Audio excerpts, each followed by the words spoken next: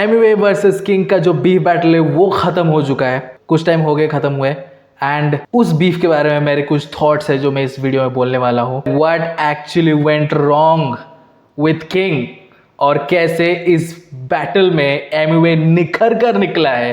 And उसी बीच मैं आपको बोलूँगा कि इस बीफ बैटल में मेरा सबसे फेवरेट ट्रैक कौन सा था एंड मैंने कैसे प्रेडिक्ट कर लिया था कि एमवे का जो थर्ड ट्रैक है वो इस बैटल का आखिरी ट्रैक होगा।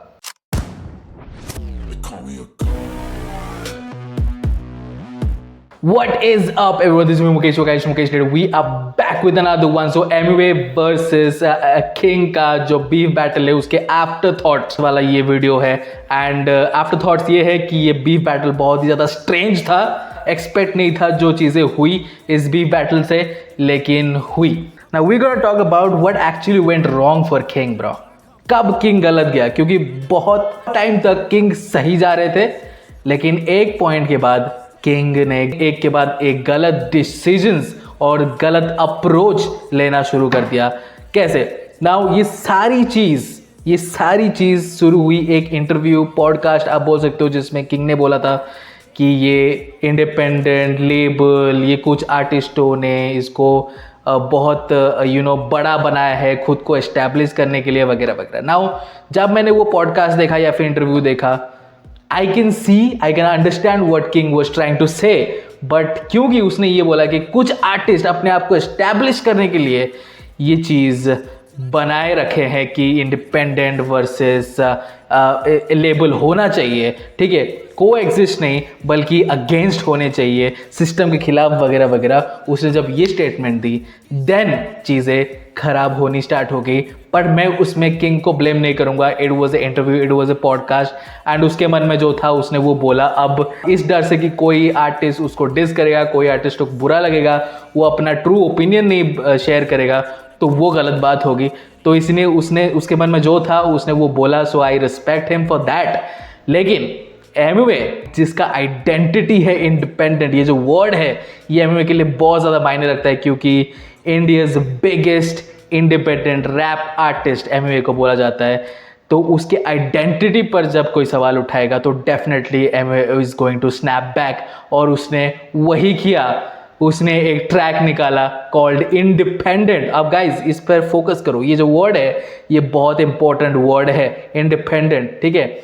इंडिपेंडेंट करके एक ट्रैक ड्रॉप किया एमवे ने, डिस ट्रैक था डेफिनेटली। उसमें जो होक्स वगैरह की बात कर रहे थे उसको एमवे ने समझाया एंड देन उसने किंग के ऊपर शॉट्स डेफिनेटली लिए। एंड उस वक्त किंग ने एक बहुत अच्छा टेक्निक इस्तेमाल किया टू अवॉइड दैट, ठीक है, क्योंकि जब कोई आपको डिस करता है बहुत ज़्यादा प्रेशर बनता है ऑडियंस की तरफ से कि रिप्लाई करो, रिप्लाई हिम। बट किंग ने उस प्रेशर को दूर रखा एंड अपने एल्बम मोनोपोली मूव्स पे फोकस किया, ठीक है, which was a great move. I really like that move. वो इंडल्ज नहीं हुआ इन चीज़ों में, इंस्टेड ऑफ उसने ट्रैक्स नहीं डाले, लेकिन ट्रैक ज़रूर नहीं डाले, लेकिन वो इंस्टाग्राम स्टोरीज में बैक एंड फोर्थ पोकिंग उनका चल ही रहा था। And then Monopoly Moves album एक के बाद एक ट्रैक्स ड्रॉप हुए, एक साथ पूरे एल्बम ड्रॉप हो गए। एंड उनमें से एक ट्रैक ड्रॉप हुआ एफ व्हाट दे से featuring MC stand, another artist जिसको एमवे बिल्कुल पसंद नहीं करते, हालांकि बीच में पसंद करना स्टार्ट किए थे। And then Emiway realize that he is not worth it. And उस ट्रैक में किंग ने कुछ लाइंस इंटेंशनली डेडिकेट किया था एमवे को, ठीक है, और उसके 2 दिन के अंदर ही एमवे ने एक रिप्लाई ट्रैक बना दिया था जिसका नाम है रोको 2MG। लेकिन उसको ड्रॉप नहीं किया था क्योंकि हमारे देश में कुछ ऐसे लोग हैं जो पावरफुल पोजीशंस में हैं, लेकिन वो अपने पावर का गलत इस्तेमाल कर रहे हैं और जस्टिस दिलाने में बहुत देरी कर रहे हैं, क्योंकि उनका कोई इंटेंशन नहीं है जस्टिस दिलाने का। तो इसी वजह से एमवे ने अपना ट्रैक पोस्टपोन किया और ड्रॉप नहीं किया, क्योंकि इनसेंसिटिव होता अगर वो ड्रॉप करते तो जो उनका कहना है कि उसको मद्देनजर रखते हुए ट्रैक को उन्होंने पोस्टपोन किया। एंड देन एक दिन ऐसा आया जब किंग का एक और इंटरव्यू पॉडकास्ट जो भी बोल लो प्रखर के साथ, जो प्रखर के प्रवचन चैनल है उस पर ड्रॉप हुआ, जहाँ पे उन्होंने एक्सटेंसिवली इस बारे में बात की, उन लाइनों के बारे में बात की कि एमवे को उन्होंने यूट्यूब रैपर बोला, उसका मतलब क्या था, क्या वो इंटेंशनल था। उन्होंने बोला यस वो इंटेंशनल था। एंड मैंने यूट्यूब रैपर इसलिए बोला बिकॉज एमवे यूट्यूब के नंबर्स फ्लेक्स करते अपने ट्रैक्स में, तो इसलिए मैंने यूट्यूब रैपर बोला। अब जो जो चीज़ें उन्होंने उस इंटरव्यू में या फिर पॉडकास्ट में बोली, उसके साथ भी मैं बहुत हद तक सहमत था। ठीक है, I can see where he is going, I can see the logic. लेकिन अगेन, जो पहले वाले इंटरव्यू में जैसे उसने ये बोला था कि कुछ आर्टिस्ट अपने आप को एस्टैब्लिश करने के लिए ये इंडिपेंडेंट वर्सेस लेबल का होक्स चला रहे हैं, वैसे ही इस इंटरव्यू में भी उसने एक चीज़ बोली, that Amway is not 100% independent. ना उसको एक्सप्लेन नहीं किया, सिर्फ बोला एमवे इज नॉट 100% इंडिपेंडेंट। ये वर्ड बहुत मायने रखता है इस पूरे बीफ बैटल में। ठीक है, अगेन उसके आइडेंटिटी पर सवाल उठाया गया एमवे का। लेकिन उसी रात को ये ट्रैक ड्रॉप हुआ, रोको 2MG, जो एफ व्हाट दे से का रिप्लाई है, जिसमें बहुत कुछ बोला Amway, like typical Amway with drill beat. वो विंटेज एमवे अग्रेशन था, न्यू एमवे का टेक्निकलिटीज वेल मर्ज्ड, बहुत सारे बार्स, बहुत सारे शॉट्स, टिपिकल डिस ट्रैक था एमवे का। एंड तब किंग ने कमेंट करके ट्रोल करने की कोशिश की, मजाक उड़ाने की कोशिश की कि इंडिया का सबसे बेस्ट बीफ रैपर मुझे डिस कर रहा है। लेकिन मुझे लगा कि कुछ अच्छा डिस होगा, लेकिन अच्छा नहीं था। सो टिपिकल ट्रोलिंग। तब तक किंग वॉज गुड, उसका कुछ भी गलत नहीं जा रहा था उस वक्त से।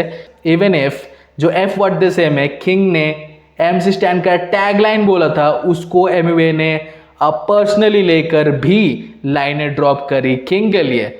वहां तक भी किंग अच्छा चल रहा था, क्योंकि हम सबको पता था, जो लोग समझ रहे थे उन सबको पता था कि किंग ने एमवे के मॉम के लिए कुछ नहीं बोला था। It was just MC Stan's tagline जिसको वो मेंशन किया, क्योंकि उसके पहले ही उन्होंने वो लाइंस ड्रॉप की थी, तो सब लोगों ने बोला कि यस वो एमवे के मॉम के लिए बोला होगा, बट एमवे के मॉम के लिए नहीं था।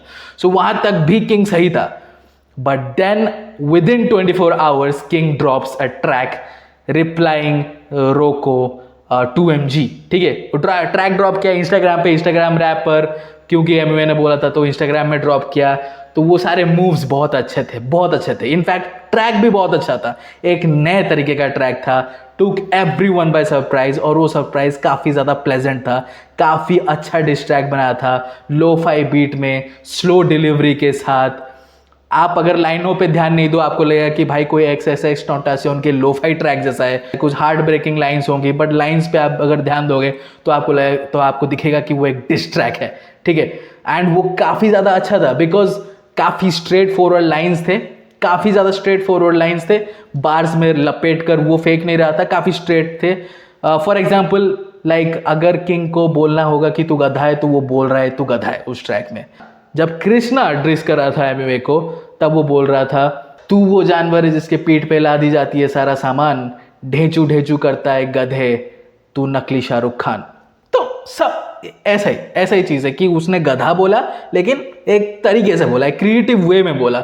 तो वो चीज़ था, काफ़ी स्ट्रेट फॉरवर्ड लाइंस थे उस ट्रैक में। एंड किंग बहुत अच्छा जा रहा था, किंग को बहुत ज़्यादा अप्रिसिएशन मिल रहा था उस ट्रैक के लिए।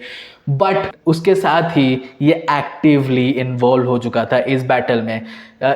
एमवे वर्सेस किंग जो है बैटल शुरू हो गया था, and within 24 hours Emiway drops another track and then King drops another track. And जब किंग का दूसरा ट्रैक आया, ठीक है, क्योंकि पहले वाले ट्रैक में इंडिपेंडेंट, जो 100% इंडिपेंडेंट नहीं है एमवे, वो सबसे बड़ा मुद्दा था। एंड उसको लेकर ASD डील, बिलीव, सबका नाम जिक्र किया किंग ने। एंड सबको लगा कि भाई King is here to win. उसके अंदर वो पोटेंशियल नजर आ रहा था कि फाइनली कुछ चीज़ें निकालने वाला है किंग, जो शायद कृष्णा फेल हो गए निकालने में, रफ्तार, डिवाइन फेल हो गए निकालने में, but definitely he is going to bring out something जो हमको नहीं पता एमवे के बारे में, एंड वो निकाल कर लाने वाला है। सब लोग बहुत एक्साइटेड थे। इवन इफ किंग ने भी ये बोला था कि ये तेरा आखिरी बैटल होने वाला है, आखिरी बीफ होने वाला है, तो बहुत ही प्रॉमिसिंग लग रहा था किंग। एंड देन अगले ही ट्रैक में एमवे ने साफ वो जो ASD डीलिंग वाला चीज़ था उसको डिनाई कर दिया, एंड उसको सपोर्ट भी मिल गया बिलीफ की तरफ से।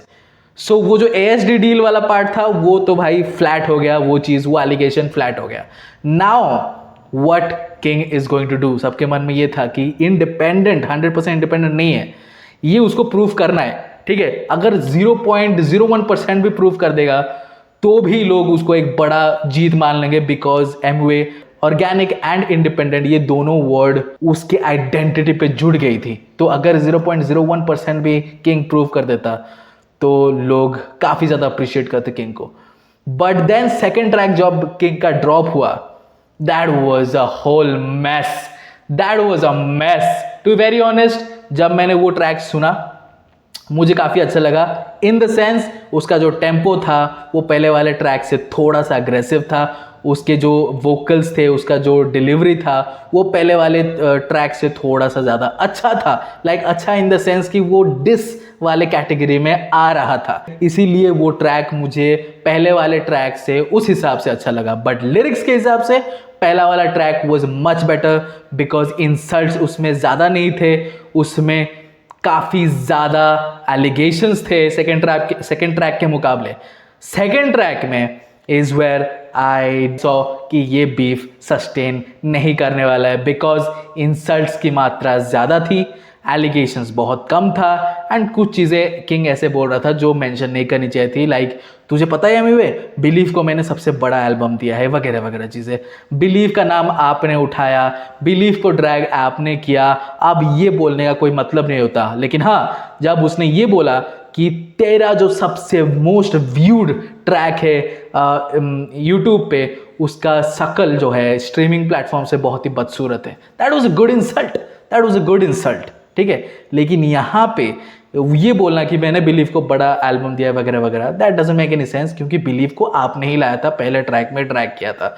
सो उसका काउंटर वगैरह मुझे कुछ समझ में नहीं आया वो चीज़, तो वो चीज़ बहुत ज़्यादा थी।